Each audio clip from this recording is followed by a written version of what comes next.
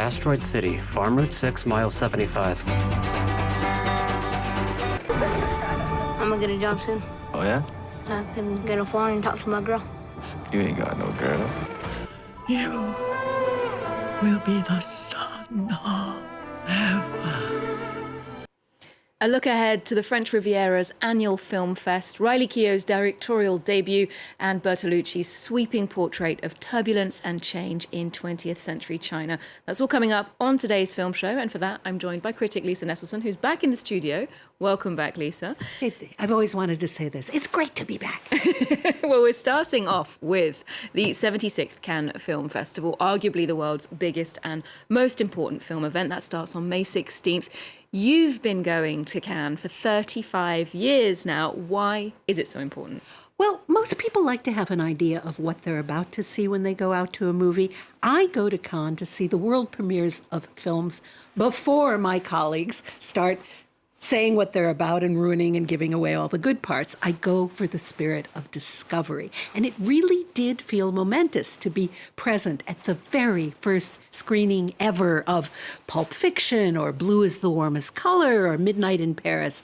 Every frame a surprise. It's true, no spoilers. Well, Cannes is technically a closed trade show for film professionals, but for the past few years, the opening ceremony has been watched simultaneously in movie theatres all over France, followed by the opening night film. Now, this year, that comes from actress and director Mai Wen. It's called Jeanne du Barry, and it stars her and Johnny Depp, who plays King Louis XV. Mai Wen plays the title character, who was the king's favourite mistress. Take a look.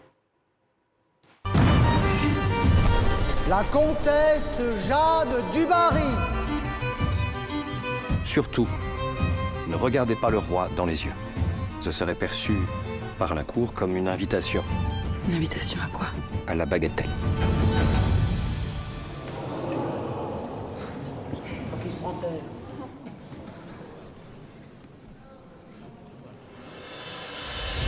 So they'll be seeing that film, but also on opening night, they'll honour Michael Douglas. Now, he has strong links to France. He met his wife, Catherine Zeta-Jones, here at the Deauville Film Festival.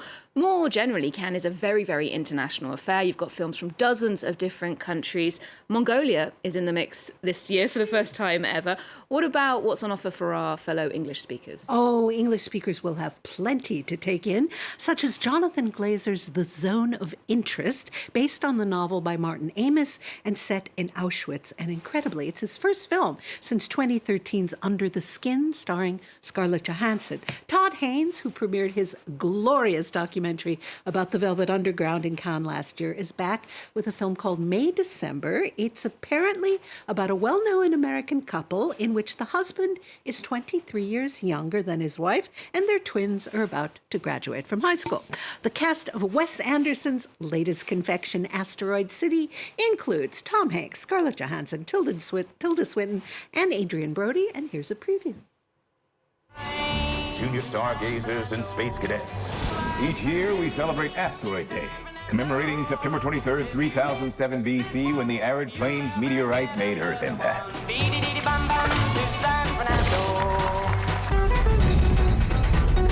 Holy Toledo, that's Mitch Campbell.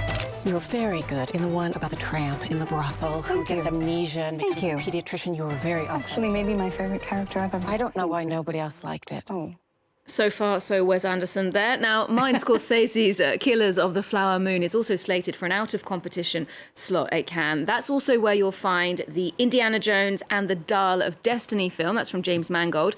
The festival will also do a formal tribute to Harrison Ford. That's true. And Martin Scorsese, by the way, is one of the world cinema figures supporting the seemingly successful battle now to save a lone art house in Paris called La Clé, the Key, a collective squatted there for over 2 years, showing independent films at all hours. You could go there, see a movie at 3 a.m. They were eventually evicted by the building's owners, but they have raised most of the money to buy the building and maintain it as a cultural center and a cinema. So David and Goliath in the name of culture. Well, let's hope the best man wins there in that battle. Now, Cannes obviously has these huge established filmmakers, but they pride themselves on supporting new, emerging directors. Tell us about that. Well, among those, the first film by Ramata Toulessi, who was born and raised here in France, but whose heritage is Senegal, the north of which is where her tale of thwarted young romance Banel and Adama is set.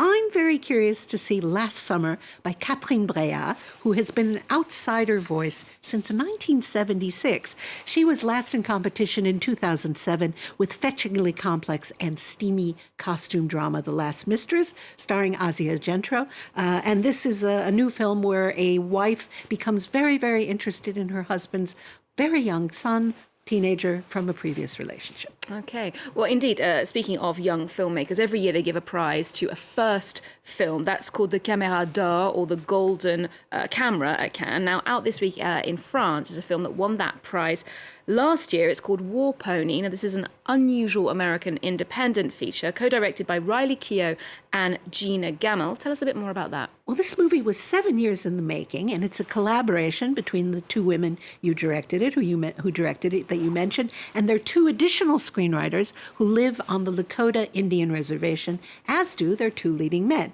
Riley Keough is an actor in the ensemble cast of Andrea Arnold's 2016 film American Honey, when that film hired some local youngsters from the reservation to perform in a few scenes. And Keough hit it off with one Bill Reddy, and their friendship deepened over the years. And this film, which follows the adventures of two young Oglala Lakota men from South Dakota's Pine Ridge Indian Reservation, grew out of that unlikely encounter.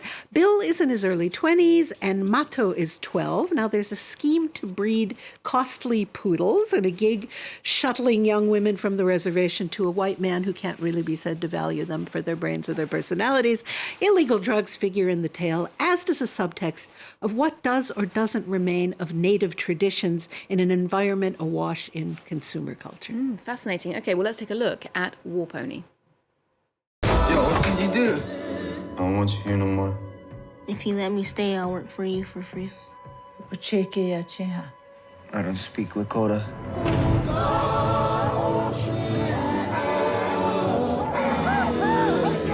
I ain't trying to be with someone who can't even get through high school. You know that you're not any different from them. I'm really sorry. Everything's gonna be different this time. Now, these days, there is a certain amount of trepidation about people from outside of a group attempting to portray that group specifically. It's quite a sensitive issue. How did the filmmakers sidestep those concerns here? Well, I'd say by forming gradual bonds with their cast over a long stretch of time. They earned the trust and approval of the local population, and I think that really comes through on screen. It's a respectful and thoughtfully shot picture. The story itself didn't actually grab me that much, but that said, one aspect I really like is that now and then a giant bison crosses the boys' path. It's as noble as it is surreal, and the U.S. used to be absolutely blanketed with bison and buffalo. If Riley Keough's name sounds familiar, that's because her mother was Elvis Presley's late daughter, Lisa Marie Presley, which makes her Elvis's granddaughter. Elvis wanted to be taken seriously as a dramatic actor, but he ended up mostly stuck in commercial projects where the bar was very low. I think he would have been proud of his granddaughter's storytelling skills, and I definitely look forward to seeing what she does next if she chooses to do less acting and more directing. She definitely brought us an alternative glimpse of America there. Now, War Pony, as we said, can be called an award-winning film, but our next film really fits that description. This is Bernardo Bertolucci's The Last Emperor. It's back on French screens in a sumptuous restored print. It won all 9 Oscars it was nominated for, including Best Picture, in 1987. Well, there was much celebration warranted, occasioned by multiple awards to Asian performers for Oscar-winning Everything Everywhere All at Once. But 35 years ago, The Last Emperor featured a great many Asian actors, starting with John Lone as the adult Puyi, the final emperor of China. The production had first-time ever permission to shoot in Beijing's Forbidden City, and the first 90 minutes make incredible use of that setting. Japanese Japanese composer Rishi Sakamoto, who died recently, appears in the film and also composed the score. Joan Chen, who was discovered by Mao's wife as a 14-year-old marksman in China, has an important role. World-class Chinese directors Shen Kaige and Zhang Yimou have roles. Puyi's life, as recounted in his 1964 autobiography, spanned his ascending to the throne in 1908 when he was basically still a toddler, only to be kicked off when China decided it was a republic, being arrested by the Russian Red Army and treated as a war criminal and political prisoner and having to recant most of his actions under Mao. Some people have busy lives. It's a story of riches to rags, and the film has the sweep of history matched by the ambition and beauty of celluloid. If you see a lot of costume extras, back then they were really there because digital effects were still a ways off. What a story. So if those extras were really there, how many extras are we talking about? Oh, 19,000. Many drafted from the People's Liberation Army. For director and co-screenwriters Bertolucci's obituary in 2018, The Guardian called him, quote, the brilliant last emperor of highbrow cinema. Truly epic. Well, thank you very much for that roundup this week, Lisa. We'll leave you with the attention to detail and some of the epic sweep of The Last Emperor. Do remember you can get more movie news on our website and our social media channels as well. And do check in for our daily coverage from the Cannes Film Festival next week. That starts on Tuesday. The relationship between our two countries is like the relationship between its two emperors, in the desire to preserve our ancient traditions and in a mutual respect for our national identities.